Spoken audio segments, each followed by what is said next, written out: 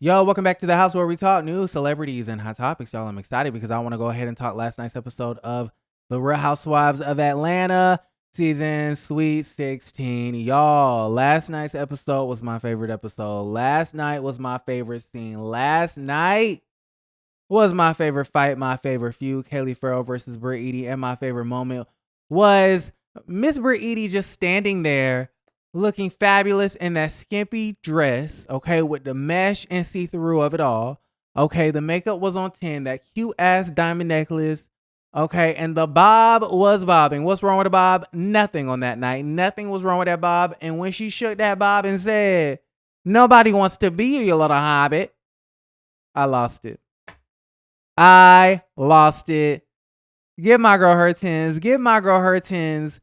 Okay. And then when she said rah, rah, rah, rah, rah, I've never seen you aggressive.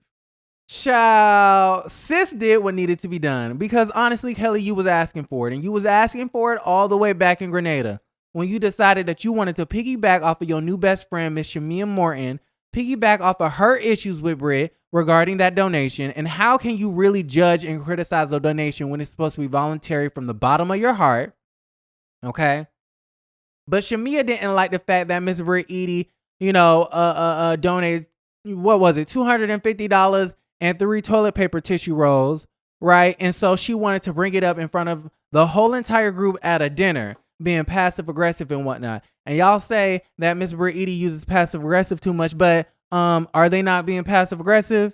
And then all of a sudden, Miss Kelli decided that she was trading up. She wanted to trade her current best friend, Miss Brit Eady, for her new best friend, Shamia Morton, and throw Miss Brit Eady under the bus at the very same dinner, talking about, well, if you're going to be that girl, then be that girl in all areas. Kelli, you would have been the little hobbit that night. Okay. I would have brought all that shit up that night, because how dare you, as my best friend, talk about she just doesn't know what to do. She's not knowledgeable. And she doesn't know what's an acceptable donation. If you're gonna be that girl in all areas. You would have been that little hobbit that night.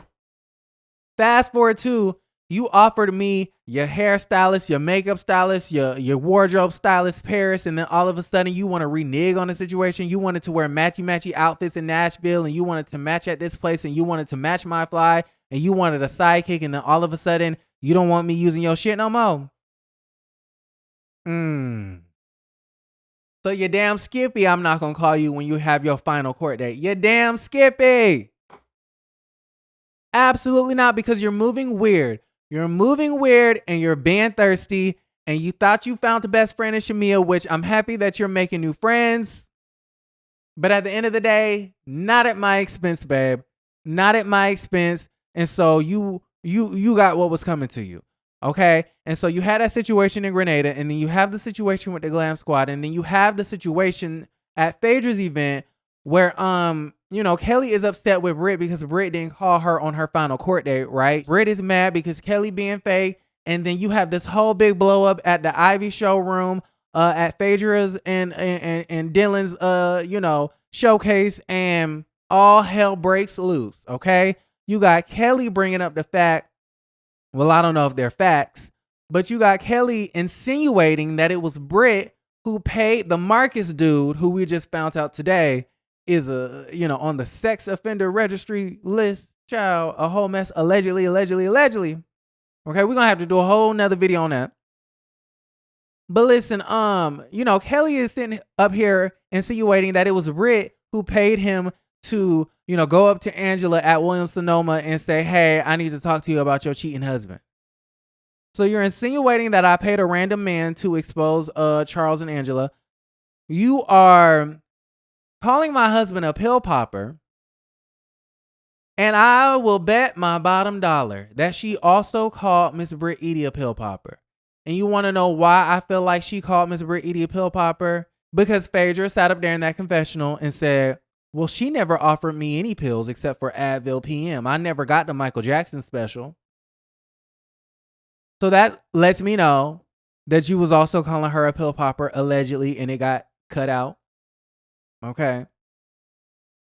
And then on top of that, you're going to say, oh, you need to be talking to your pill popping roommate.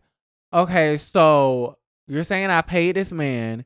You're calling me my husband pill poppers, drug addicts, essentially. And you're also calling my husband gay. Roommate is code word for gay. Roommate was code word for lavender marriage. Roommate is code for your man is doing the bending. Okay, so at that particular point, yeah, I'm going to bring up your abortions, okay? And so Miss Brit Eady said, rah, rah, rah, rah, rah. Nobody wants to be you, little hobbit, okay?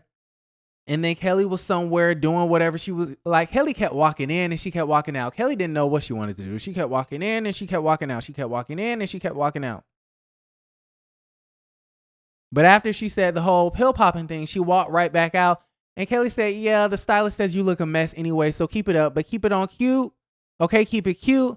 Because if not, I'll bring up the abortions that you had while you were married. And then everybody was flabbergasted at the situation. And then all of a sudden, Kelli does her comeback and she says, bitch, you can't even have kids. Okay, and I'm assuming she's saying that Miss Brit Eady is infertile. Buffy, you're infertile. Child, that was a mess. It was a mess. But when I tell you how to say the Wimbledon French Open, Kelli, then Brit, then Kelli, then Brit, then Kelli. I was like, that was good. Now that was some good ass TV. Now that was good. But I don't feel like, yeah, was the abortion thing a low blow? Yes, but calling my husband gay, insinuating that he's gay, insinuating that I'm paying to, expose Angela, insinuating that we're drug addicts, those are low blows too. And I feel like those are comparable. You can compare those low blows. I feel like that's within the same realm. You want to call me a drug addict? You're a baby killer. Next caller. It's not like she showed the video. It's not like she pulled up a presentation of her actually getting the procedure. You know what I mean? Miss Brit Eady's not a Kenya Moore. She would not do that. But I mean, I'm just saying. And then you had Shamia. Shamia really did piss me off talking about you remember how you felt when Kenya did what she did, and now you're going to bring up her abortions. You can't do that. Number one, yes, I can. Number two, why is you policing me? Number three, she called me a pill popper first, brought up my husband, and insinuated all this other shit about me. Yeah, I'm going to bring up your abortions, period.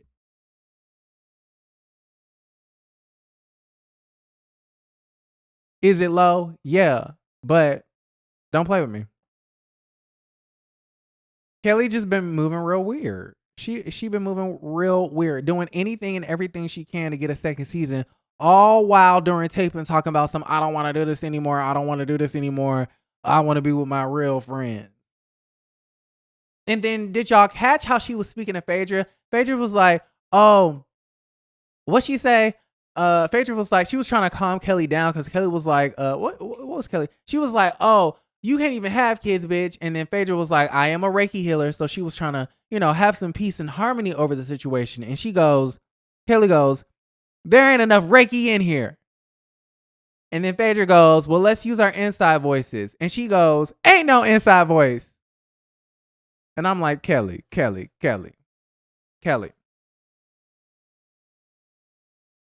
I, in her defense, have never heard her use an inside voice ever. I feel like this entire season has been me nothing but staring at the TV screen and listening to Kelli scream. Every time we see Kelli on the screen, she's screaming.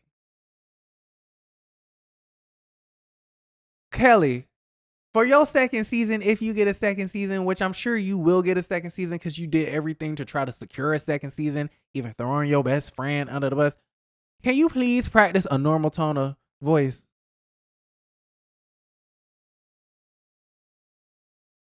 Anyways, y'all let me know how y'all feel about the situation. Miss Brit Eady, I am upset because I want to see you back for season 17, but child, it's going to take a miracle, okay? It's going to take a miracle. Y'all let me know how y'all feel about everything in the comments down below. Like the video, subscribe to the channel, and don't forget to create a great day. Bye.